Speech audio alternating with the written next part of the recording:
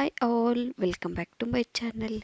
ಇವತ್ತಿನ ರೆಸಿಪಿ ಬಗ್ಗೆ ಹೇಳೋದಾದರೆ, ಹೋಟೆಲ್ ಮತ್ತು ಬೇಕ್ರಿಗಳಲ್ಲಿ ಸಿಗುವಂತಹ ಜಾಮೂನ್ಗಳನ್ನು ಯಾವ ರೀತಿಯಾಗಿ ನಾವು ಪರ್ಫೆಕ್ಟ್ ಅಳತೆಯಲ್ಲಿ ತುಂಬಾ ಸಾಫ್ಟಾಗಿ MTR ಪೌಡ್ರನ್ನ ಬಳಸ್ಕೊಂಡು ಹೇಗೆ ಮಾಡೋದು ಅಂತ ನಾನು ಈ ವಿಡಿಯೋನಲ್ಲಿ ನಿಮಗೆ ಡೀಟೇಲಾಗಿ ತಿಳಿಸ್ಕೊಡ್ತಿದ್ದೀನಿ. ಹಾಗಿದ್ರೆ ಬನ್ನಿ ರೆಸಿಪಿ ಹೇಗೆ ಮಾಡೋದಂತ ನೋಡೋಣ. ಮೊದಲಿಗೆ ನಾನಿಲ್ಲಿ 1.5 ಕಪ್ ಆಗುವಷ್ಟು ಸಕ್ಕರೆನ ತಗೊಂಡಿದ್ದೀನಿ. ನೀವು ಸ್ವೀಟ್ ಜಾಸ್ತಿ ಅಂದರೆ ಜಾಸ್ತಿ ಕೂಡ ಸೇರಿಸ್ಕೊಬೋದು. ಅದೇ ಕಪ್ ಅಳತೆಯಲ್ಲಿ ನಾನಿಲ್ಲಿ 2 ಗ್ಲಾಸ್ ಆಗುವಷ್ಟು ನೀರನ್ನ ಸೇರಿಸ್ಕೊತಾ ಇದ್ದೀನಿ. ಇಲ್ಲ ಅಂದರೂ ಕೂಡ ನೀವು ಸಮ ಪ್ರಮಾಣದಲ್ಲೂ ಕೂಡ ತಗೊಬಹುದು. 2 ಗ್ಲಾಸ್ ಸಕ್ಕರೆ ಹಾಕಿದರೆ 2 ಗ್ಲಾಸ್ ನೀರನ್ನು ಸಹ ಹಾಕ್ಕೊಬೋದು. ಇದನ್ನು ನೀವು ಸ್ವಲ್ಪ ಹೊತ್ತು ಕರಗೋಕೆ ಹಾಗೆ ಬಿಡಬೇಕಾಗತ್ತೆ. ಸೊ ಸೇಮ್ ಅಳತೆಲೆ ತಗೋದ್ರಿಂದ ನಿಮಗೆ ಪಾಕ ಬೇಗನೆ ಬಂದುಬಿಡುತ್ತೆ.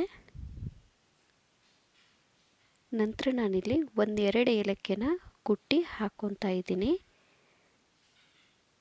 ಸೊ ನೀವಿಲ್ಲಿ ನೋಡ್ತಿರ್ಬೋದು, ನನಗೆ ಆಲ್ರೆಡಿ 1 ಎಳೆ ಪಾಕ ಬಂದಿದೆ.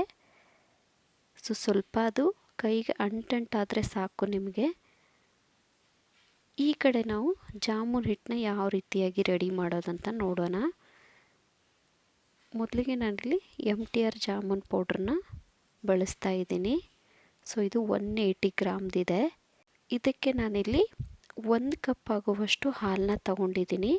ಇವಾಗ ನೀವು ಏನು ಮಾಡಬೇಕು ಅಂದರೆ ಇದನ್ನು ಫುಲ್ ಕೈಯಿಂದ ನಾವು ಕಲಸೋ ಹಾಗಿಲ್ಲ, ಬರೀ ಬೆರಳಿಂದ ಮಾತ್ರ ಕಲಿಸ್ಕೊಬೇಕಾಗತ್ತೆ. ಸೊ ನಿಧಾನಕ್ಕೆ ಕಲಿಸ್ತಾ ಹೋಗಬೇಕಾಗತ್ತೆ. ಜಾಸ್ತಿ ನಾವು ರೊಟ್ಟಿ ಮತ್ತು ಚಪಾತಿ ಕಲಿಸ್ತೀವಲ್ಲ, ಆ ಥರ ಕಲಿಸೋ ನೆಸಸರಿ ಇರಲ್ಲ. ನೀವು ಎಷ್ಟು ಸಾಫ್ಟಾಗಿ ಕಲಿಸ್ತೀರೋ ಅಷ್ಟು ಜಾಮೂನ್ ನಿಮ್ಗೆ ಚೆನ್ನಾಗಿ ಬರುತ್ತೆ. ಇವಾಗ ಒಂದು 10 ನಿಮಿಷ ಹಾಗೆ ನೆನೆಯಕ್ಕಿಟ್ಟಿದ್ದೆ.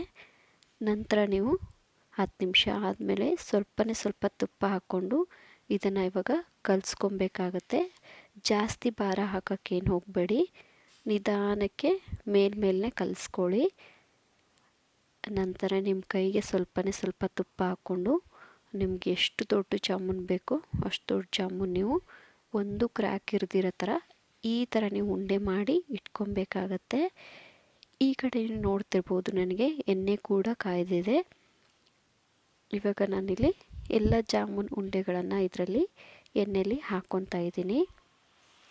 ನೀವು ಕಂಪ್ಲೀಟಾಗಿ ಎಣ್ಣೆನ ಲೋ ಫ್ಲೇಮಲ್ಲಿ ಇಟ್ಟೆ ನೀವು ಈ ಥರ ಜಾಮೂನ್ನ ಬೇಯಿಸ್ಕೊಬೇಕಾಗತ್ತೆ. ಸೊ ಅದು ನೀವೇನಾದರೂ ಹೈ ಫ್ಲೇಮಲ್ಲಿ ಇಟ್ಟರೆ ಜಾಮೂನ್ ಒಳಗಡೆ ಹಸಿ ಹಸಿಯಾಗಿ ಹಾಗೇ ಇರುತ್ತೆ. ಸೊ ನಾನಿಲ್ಲಿ 1 ಬ್ಯಾಚ್ ಜಾಮೂನು ರೆಡಿ ಆಯಿತು. ಈ ಥರ ನೀವು ಬ್ಯಾಚ್ ವೈಸ್ ಮಾಡಿಕೊಂಡು ಜಾಮೂನ್ನ ನೀಟಾಗಿ ಫ್ರೈ ಮಾಡ್ಕೊಬೇಕಾಗತ್ತೆ. ನೀವಿಲ್ಲಿ ನೋಡ್ತಿರ್ಬೋದು, ಜಾಮೂನ್ ಚಿಕ್ಕ ಉಂಡೆ ಹಾಕಿದರೆ ಎಷ್ಟು ದೊಡ್ಡದು ಆಗ್ತಿದೆ ಅಂತ. ಸೊ ನೋಡಿ, ಒಂಚೂರು ಗೋಲ್ಡನ್ ಬ್ರೌನ್ ಆದರೆ ಸಾಕಾಗತ್ತೆ. ಈ ಕಡೆ ನಮಗೆ ಜಾಮೂನ್ ಕೂಡ ರೆಡಿ ಆಯಿತು. ಇದನ್ನು ಒಂದು 5 ನಿಮಿಷ ಆರಕ್ಕೆ ಹಾಗೆ ಬಿಟ್ಟು ನಂತರ ನಾವು ಮಾಡಿಟ್ಟಿರುವಂಥ ಪಾಕ ಕೂಡ ಕಂಪ್ಲೀಟಾಗಿ ಆರಿರಬೇಕು. ಇವಾಗ ನಾವು ಕರೆದಿರುವಂಥ ಜಾಮೂನ್ ಉಂಡೆಗಳನ್ನು ಇದರಲ್ಲಿ ಹಾಕ್ತಾ ಹೋದರೆ ಆಯಿತು. ತುಂಬಾ ಈಸಿ ಇದೆ ಮಾಡೋದು. 1-2 ಅವರ್ ಹಾಗೆ ನೆನೆಯಕ್ಕಿಡಿ. ಸೊ ನೋಡಿ ಎಷ್ಟು ಈಸಿಯಾಗಿ ನಾವು ಜಾಮೂನ್ನ ಮಾಡಬಹುದು. ನೋಡಿದ್ರಲ್ಲ ಫ್ರೆಂಡ್ಸ್, ಹಾಗಿದ್ರೆ ಯಾಕೆ ವೇಟ್ ಮಾಡ್ತಿದ್ದೀರಾ? ಇವಾಗಲೂ ಹೋಗಿ ರೆಸಿಪಿನ ಟ್ರೈ ಮಾಡಿ ಹೇಗಿತ್ತು ಅಂತ ಕಮೆಂಟ್ ಸೆಕ್ಷನಲ್ಲಿ ಕಮೆಂಟ್ ಹಾಕಿ. Thank you for watching.